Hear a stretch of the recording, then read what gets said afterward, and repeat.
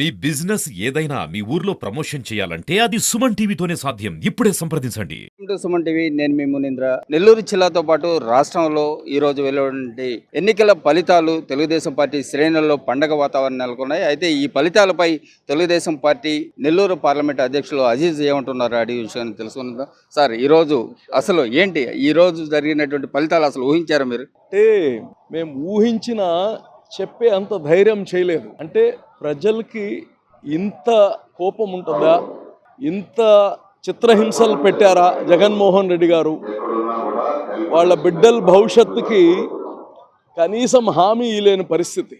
ఈ రాష్ట్రానికి మళ్ళా కాపాడాలంటే చంద్రబాబు నాయుడు గారు అవసరం అనే ఒక ఆలోచనే ఇదన్నీ జరిగింది. ఇదే కాదు, ఒక ఎథిక్స్ కానీ లేవు. చంద్రబాబు లాంటి వ్యక్తిని కావాలని అతని యొక్క ఆ సైకో చేష్టాల వల్ల జైలు లోపల పెట్టడం, ఇవన్నీ పాపాలు చేసిన పాపాలు చుట్టుకుంటాయి. జగన్మోహన్ రెడ్డి గారు దేవుడు స్క్రిప్ట్ అంటారు, ఇదే దేవుడు స్క్రిప్ట్. మాకు 23 వస్తే ఎన్ని ఎగతాలు చేశారండి, హేళన చేశారు. అక్కడ 4,500 ఓట్లతో లోకేష్ గారు ఓడిపోతే అక్కడ ఆయన్ని ఎన్ని కిండలు చేశారండి. ఈరోజు రాష్ట్రంలోనే ఎక్కువ మెజారిటీతో గెలిచారు. ఎప్పుడు కానీ every action has an opposite reaction. మీరు చేసిన అన్నిటికీ ఆ పాపాలకే ఇదన్నీ. మీరు ఎన్ని అవ్వాతాతలకి ఎన్ని ఇచ్చినా, అక్కా చెల్లెలకి ఎన్ని ఇచ్చినా ఒకటే గుర్తుపెట్టుకోండి, ఒక ఆడబిడ్డ అన్ని ఫామ్స్లో ఉంటుంది. తల్లిగా ఉంటుంది, కూతురుగా ఉంటుంది, చెల్లిగా ఉంటుంది, భార్యగా ఉంటుంది. నేనేదో 2,000 రూపాయలు ఇచ్చాను, నాకు జీవితాంతం వీళ్ళు బానిసలుగా ఉండాలంటే ఉండరు. వాళ్ళ బిడ్డల భవిష్యత్తుకు గ్యారంటీ ఇచ్చిన వాళ్ళకే ఓటేస్తారు, గుర్తుపెట్టుకోండి. అందుకోసమే ఈరోజు కూటమి, ఒక పక్క పవన్ కళ్యాణ్ గారు, ఇంకో పక్క మోడీ గారు, ఇంకో పక్క చంద్రబాబు గారి యొక్క ఈ కూటమిని అందరూ నమ్మారు. ఈ బిడ్డల్ని ఈ రాష్ట్రాన్ని కాపాడగలుగుతారనే ఒకే ఒక ఆలోచనతో వేశారు. సినిమా యాక్టర్ అని వేయలేదు, రక్షిస్తారు ఈ రాష్ట్రాన్ని అని వేశారు అందరూ.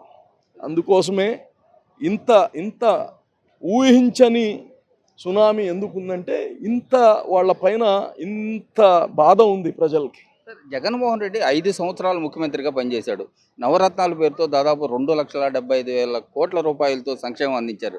అసలు ఏంటి కనీసం ఈరోజు ప్రతిపక్ష హోదా కూడా ఎందుకు లేకపోయింది? ఒకటి, ఈ సంక్షేమం అనేది నీడ్ అండి, అవసరం. ఇప్పటికి ఈరోజు బిడ్డల భవిష్యత్తుకి గ్యారంటీ ఇవ్వాలి. ఒక్క రోజైనా నేను ఖర్చులు తగ్గిస్తాను, నిత్యావసరాలు పైన జరిగిన ధరలు తగ్గిస్తాను అని చెప్పాడా? గతంలో ఆయన గెలిచినప్పుడు ఏమేం చెప్పాడు? కరెంటు బిల్లు తగ్గిస్తా అన్నాడు. ఆయన చెప్పని హామీలు లేవు, అవన్నీ రివర్స్ చేశారు. ఆల్కహాల్ నేను దఫాలు వారుగా మానేస్తానని ఇప్పుడు 20 సంవత్సరాలకు దానిపైన తాకట్టు పెట్టి అప్పు తెచ్చాడు. ఇవన్నీ ప్రజలు ఈరోజు చైతన్యవంతులు. ప్రజలు మనం అనుకున్నంత ఊరికనే 2,000 జోబీలో పెట్టంగానే ఓటు వేసేస్తారనేది కాదు. ఆయనే చెప్పాడు కదా, డబ్బులు ఇస్తే తీసుకోండి, మీకు ఎవరు కావాలో ఓటేయండి. అదే చేశారు, ఇప్పుడు అదే చేశారు. మొత్తం మీద అంటే జగన్మోహన్ రెడ్డి రాక్షస పాలన అంతమొందించేందుకే రాష్ట్ర ప్రజలు ఎలాంటి తీర్పునిచ్చారని చెప్పి అజయ్ చెప్తున్నారు. కెమెరామెన్ భాషతో మునీంద్ర, సుమన్ టీవీ, నెల్లూరు.